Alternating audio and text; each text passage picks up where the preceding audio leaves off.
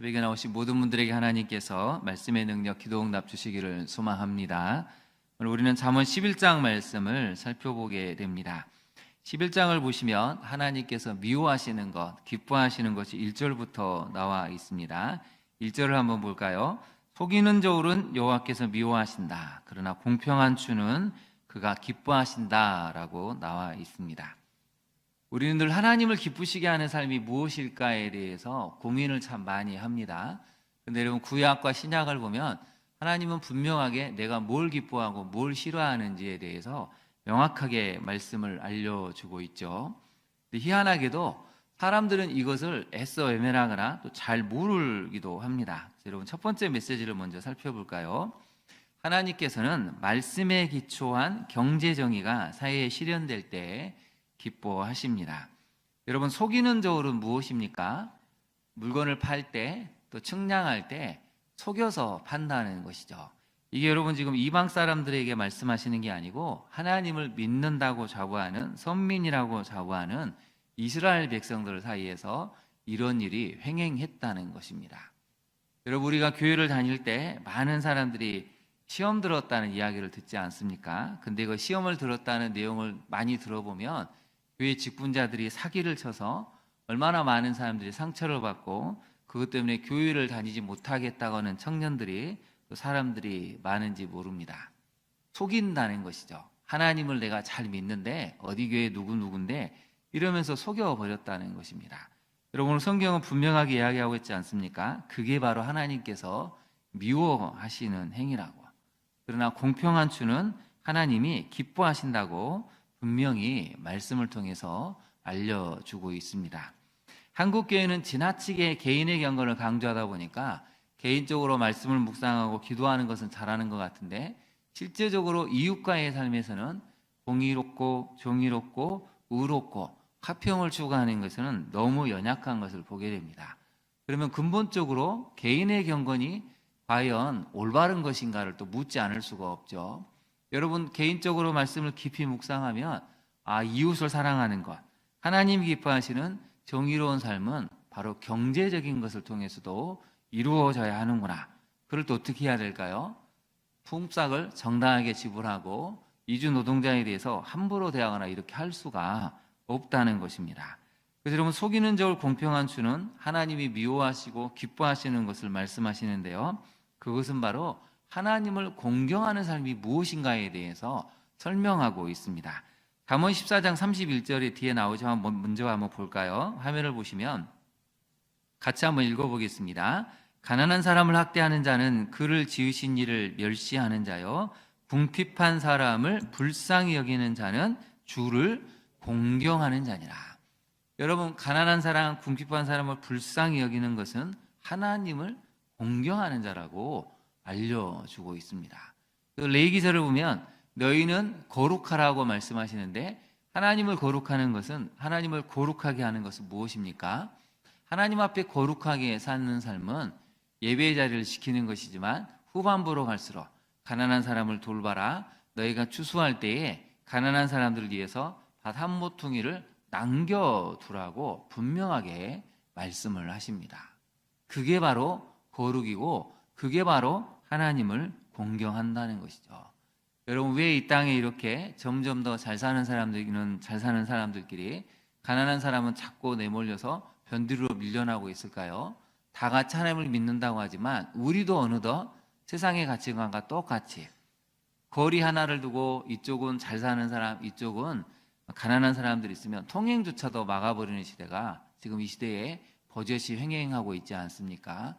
대단히 죄송한 얘기지만 그러면서 우리가 교회를 다닌다는 것은 잠언의 말씀을 비춰볼 때 사실 하나님을 전혀 공경하지 않는 자의 모습이라는 것을 알려주고 있습니다. 우리 깨어있는 그리스도인들만이라도 하나님이 기뻐하시는 경제 정의를 실현하는 것이 바로 하나님이 기뻐하시고 원하시는 삶이라는 것을 잊지 않아야겠습니다. 적용을 한번 해볼까요? 여러분, 하나님을 공경하는 자로 살아가기에 이 땅에 정의와 공의가 정착되고 있습니까? 끝없는 이기심, 탐욕을 물리치기 위해서 매일 말씀과 기도의 힘을, 은혜를 강구하고 있습니까? 우리가 구원은 받았지만 끈질기게 악한 영은 우리로 하여금 탐욕을 불러일으킵니다. 이기적인 욕망을 자꾸 불러일으키기 때문에 우리가 은혜로 깨어있지 않으면 우리도 하나님이 미워하시는 일을 언제든지 행할 수 있다는 것이 바로 잠언이 들려주는 중요한 교훈입니다. 두 번째 메시지를 한번 살펴볼까요? 성도는 말씀에 기초한 체험적인 지식으로 악에 대처하고 악인의 입으로부터 공동체를 지켜야 합니다. 여러분 9절을 한번 볼까요? 악인은 입으로 그의 이웃을 어떻게 한다고 나와 있습니까? 망하게 한다고 나와 있습니다. 근데 의인은 그의 지식으로 말미암아 구원을 얻느니라고 했는데요. 거기다 밑줄을 그어보실까요? 의인은 그의 지식으로 말미암아라는 것은 바로 무엇냐면 악에 대처하는 체험적인 지식을 가졌다는 것입니다. 의인은 악을 분별하고 악에 대처하는 지식이 무엇인지를 체험적으로 이미 갖고 있었기 때문에 구원을 받을 수 있다는 것이죠. 망하지 않게 된다는 것입니다. 그래서 그의 지식으로 말미암아는 악에 대처하는 체험적인 지식을 이야기를 하고 있습니다. 여러분, 이게 분명하게 드러난 사건이 딱 하나가 있죠. 12정탐꾼이 가나안 땅을 정탐하고 돌아왔을 때 10명이 그 땅을 악평을 했습니다. 여러분, 10명이 악평하니까 200만 명이 순식간에 그 말을 받아들여서 밤새 통곡하고 원망하고 울부짖습니다. 왜 하나님이 우리를 여기까지 인도해가지고 우리를 망하게 하느냐, 우리와 우리 자녀를 죽게 만드느냐, 하나님을 원망하고 모세와 아론을 대적에서 돌로 치려고 했습니다. 여러분, 10명이 여론을 조작하니까 어떻게 됩니까? 200만 명이, 여러분 그거 넘어가는데 1시간도 안 걸립니다. 그래서 두 가지를 분별을 해야 되죠. 첫 번째는 10명이 여론을 언제든지 만들어낼 수 있다는 것을 우리가 경험적으로 알아야 되고, 두 번째가 더 중요합니다. 아무리 여론을 그렇게 만들어도 우리가 체험한 하나님, 우리가 만난 하나님이 있다면 그런 악평에 대해서 오히려 반박을 하고 어떻게 그렇게 말할 수 있느냐, 중심을 지켰어야 되는데 사실은 200만 명이 홍해가 가르는 역사, 만나와 메추라기가 내려지는 역사를 아무리 봐도 사실은 그 중심에는 하나님을 사랑하는 마음이 없었기 때문에 그 여론에 의해서 악평 때문에 금방 무너지고 만 것이죠. 그래서 여러분 9절을 다시 한번 볼까요? 악인은 입으로 그의 이웃을 망하게 만든다는 것입니다. 순식간에 말 한마디로 언제든지 사람들을 무너뜨리는 것이죠. 10절을 한번 볼까요? 의인이 형통하면 성읍이 즐거워하고 악인이 패망하면 기뻐 외치느니라고 했죠. 성읍은 악인들 때문에 망할 수도 있고 살아나서 즐거워할 수도 있다는 것입니다. 여러분 11절을 같이 한번 읽어볼까요? 성읍은 정직한 자의 축복으로 인하여 진흥하고 악한 자의 입으로 말미암아 무너지느니라. 이걸 여러분 이렇게 읽어볼까요? 성읍에다 교회를 한번 놓고 읽어보겠습니다. 시작. 교회는 정직한 자의 축복으로 인하여 진흥하고 악한 자의 입으로 말미암아 무너지느니라. 여러분 교회가 무너진 이유는 딱 한 가지죠. 몇 명의 사람들이 이런 거 문제가 있어, 이게 문제다, 알고 보니까 이렇더라, 카더라는 통신을 활용하기 시작하면 중심이 없는 사람들은 또 넘어갑니다. 그럼 어떻게 되죠? 교회가 금방 분열하게 되고 미워하게 되고 쓸데없는 말에 에너지를 소비하면서 앞으로 못 나가게 됩니다. 그래서 성도가 해야 될 일이 있죠. 여러분 11절을 다시 한번 보면 성읍은 정직한 자의 축복으로 인해서 어떻게 된다고요? 진흥한다는 것입니다. 번성하게 된다는 것입니다. 거기다 한번 별표를 해보실까요? 진흥하다고 나왔는데 진흥하게 된 이유가 나오죠. 축복을 하기 때문이라는 것입니다. 자꾸 교회를 여러분 축복을 하셔야 됩니다. 성기는 장로님들을, 권사님들을, 집사님들을, 성도님들을 만날 때마다 축복을 해야 됩니다. 우리 교회 여러 가지 연약함이 보여도 하나님이 함께 하시는구나, 그게 바로 축복이라는 것이죠. 교회가 완벽하지는 않기 때문에 부족함이 있고 연약함이 있을 수 있습니다. 그러나 여러분 교회를 축복하는 것은 무엇입니까? 하나님이 우리와 함께 하시는구나, 이게 바로 축복의 메시지죠.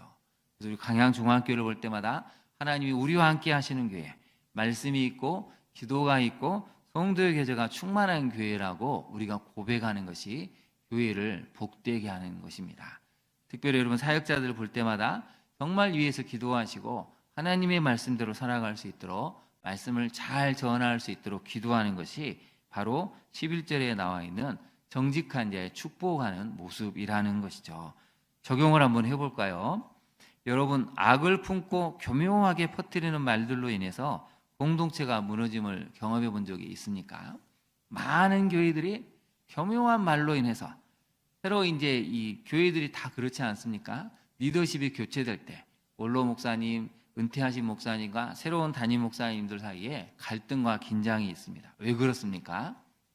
중간에 교묘하게 편을 들고 이간질하는 말들이 나오기 때문에 여러분, 교회를 같이 사랑하려고 섬겼던 분, 섬기러 오는 분들이 나중에는 어떻게 되죠? 얼굴을 붉히게 되고 원수처럼 돼서 교회가 두 쪽으로 나눠지는 경우가 얼마나 많이 있습니까?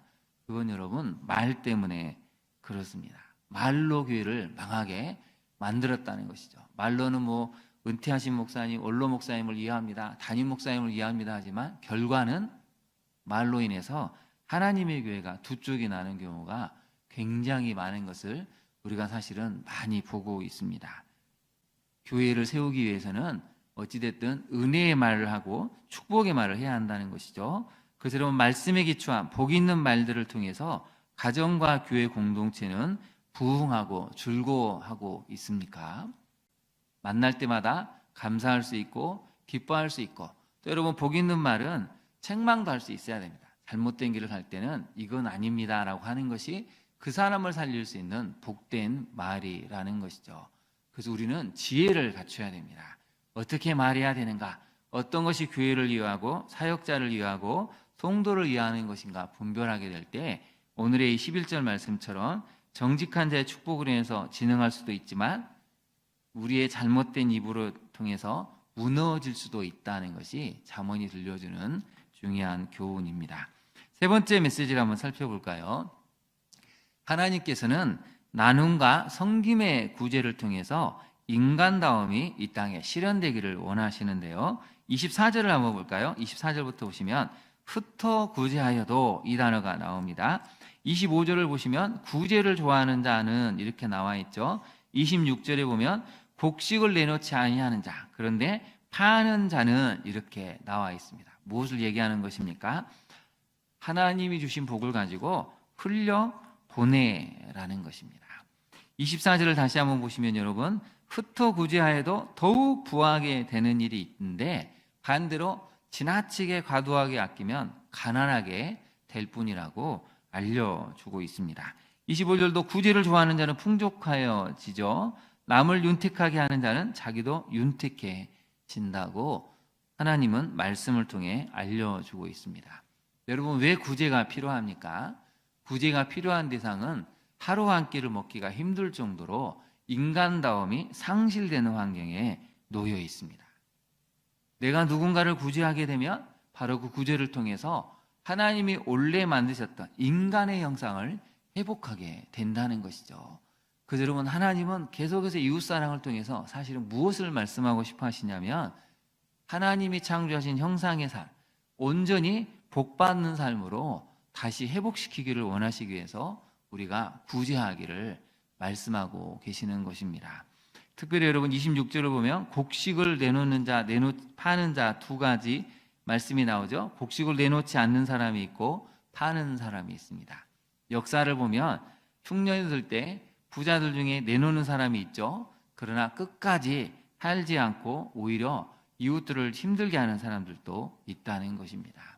하나님은 이 땅의 삶에 관심이 있으십니다. 그리고 모든 사람들이 다 공평하게, 의롭게, 정직하게, 그리고 사람답게 살 수 있는 그 세상을 살기를 원하신다는 것이죠. 적용을 한번 해볼까요? 내게 있는 가장 작은 것일지라도 나눔과 섬김의 구제를 할 때 이 땅에 샬롬이 정착됨을 알고 있습니까? 여러분, 구제하는 이유는 무엇이죠? 평화를 주기 위해서입니다. 부모로서 하루 한 끼 자식을 먹이지 못하면 이미 샬롬, 평화가 무너지는 것입니다. 우리가 구제하게 되면 그 가정에 샬롬이 임하게 되는 것이죠. 오늘 하루 하나님의 은혜로 먹을 수 있다면, 그래서 내일을 꿈꿀 수 있다면 그 가정에 평화가 임하게 되는 것입니다. 근데 우리가 우리 것만 생각하고 과도하게 우리 손에 움켜쥐고 있다면 서서히 샬롬이 사라지게 되고, 샬롬이 사라진 세상에 나 혼자 샬롬을 누리기는 어렵다는 것을 성경은 알려주고 있죠. 나눔과 섬김의 구제를 방해하는 세상의 가치관을 말씀으로 분별하고 있습니까?